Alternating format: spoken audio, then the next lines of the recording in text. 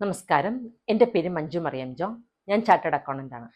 ഇന്ന് ഞാൻ സംസാരിക്കാൻ പോകുന്നത് ആനുവൽ ഇൻഫോർമേഷൻ സ്റ്റേറ്റ്മെൻറ്റ് അഥവാ AS കുറിച്ചാണ്. എന്താണ് AS? എന്തൊക്കെയാണ് അതിൽ ഉൾപ്പെടുന്നത്? ഒരു വ്യക്തിയുടെ ഒരു വർഷത്തെ ഫിനാൻഷ്യൽ ട്രാൻസാക്ഷൻസ് റിപ്പോർട്ട് ചെയ്യുന്ന സ്റ്റേറ്റ്മെൻ്റ് ആണ് AS. ഇതിൽ എന്തൊക്കെ ഉൾപ്പെടും? ഒരു വ്യക്തിയുടെ പേഴ്സണൽ ഇൻഫോർമേഷൻ, അതായത് പേര്, പാൻ നമ്പർ, മാസ്ക് ചെയ്ത Aadhaar number, email ID, mobile number, date of birth, address തുടങ്ങിയവ രേഖപ്പെടുത്തും. ഒരു വ്യക്തിയുടെ TDS ഡിഡക്റ്റ് ചെയ്യുന്ന ഡീറ്റെയിൽസ്, TCS കളക്ട് ചെയ്യുന്ന ഡീറ്റെയിൽസ്, ബാങ്കിൽ നിന്നും ലഭിക്കുന്ന ഇൻട്രസ്റ്റ് ഇൻകം, ഡിവിഡൻഡ് ലഭിക്കുന്നുണ്ടെങ്കിൽ അതിൻ്റെ വിവരങ്ങൾ, അഡ്വാൻസ് ടാക്സ് അടച്ച വിവരങ്ങൾ, ഡിമാൻഡോ റീഫണ്ടോ ലഭിച്ചിട്ടുണ്ടെങ്കിൽ അതിൻ്റെ വിവരങ്ങൾ എല്ലാം ASൽ ഉൾപ്പെടുന്നു.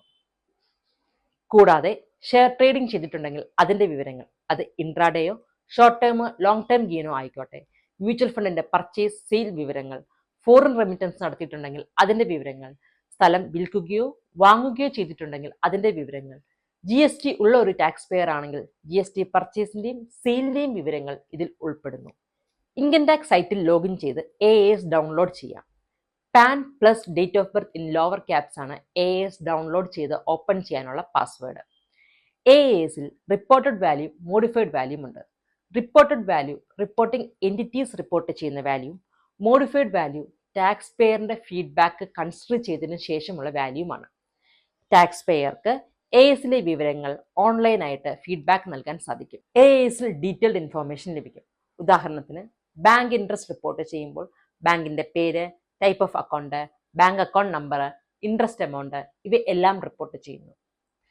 ASലെ വിവരങ്ങൾ പരിശോധിക്കാതെ റിട്ടേൺ ഫയൽ ചെയ്യുകയാണെങ്കിൽ ASലെ വിവരങ്ങളും ഫയൽ ചെയ്യുന്ന റിട്ടേണിലെ വിവരങ്ങളും തമ്മിൽ മിസ്മാച്ച് ഉണ്ടാവുകയും ഇൻകറക്റ്റ് റിട്ടേൺ ഫയൽ ചെയ്തതിനുള്ള നോട്ടീസും പെനാൽറ്റിയും വരും. ഉദാഹരണത്തിന് നിങ്ങൾ ഒരു സാലറിഡ് പേഴ്സൺ ആണ്. 1-2 ഷെയർ ട്രേഡിംഗ് മാത്രമേ ചെയ്തിട്ടുള്ളൂ എങ്കിൽ ഷെയർ ട്രേഡിങ്ങിന്റെ വിവരങ്ങൾ ഇൻക്ലൂഡ് ചെയ്യാതെ ഫോം 16ഉം 26ASും മാത്രം വെച്ച് റിട്ടേൺ ഫയൽ ചെയ്യുകയാണെങ്കിൽ റിട്ടേണിലെ വിവരങ്ങളും ASലെ വിവരങ്ങളും തമ്മിൽ മിസ്മാച്ച് ഉണ്ടാകും. ഫ്യൂച്ചേഴ്സ്, ഓപ്ഷൻസ് ആൻഡ് കമോഡിറ്റീസിൽ ട്രേഡ് ചെയ്യുന്ന ഒരു വ്യക്തി ലഭിക്കുന്ന പ്രോഫിറ്റ് ബിസിനസ് ഇൻകമായി കൺസിഡർ ചെയ്യുകയും ITR 3 ഫയൽ ചെയ്യേണ്ടതുമാണ്. ലോസ് ആണ് ലഭിക്കുന്നതെങ്കിലും ബിസിനസ് ലോസ് ആയി കൺസിഡർ ചെയ്ത് ITR 3ൽ ബിസിനസ് ലോസ് കറക്റ്റായി ബുക്ക് ചെയ്യേണ്ടതാണ്. ഇങ്ങനെ ബുക്ക് ചെയ്തു കഴിഞ്ഞാൽ ഈ ലോസ് ബാക്കിയുള്ള ഹെഡിൽ സെറ്റ് ഓഫ് ചെയ്യുകയും റിമൈനിങ് ലോസ് 8 വർഷത്തേക്ക് ക്യാരി ഫോർവേഡ് ചെയ്യാനും സാധിക്കും.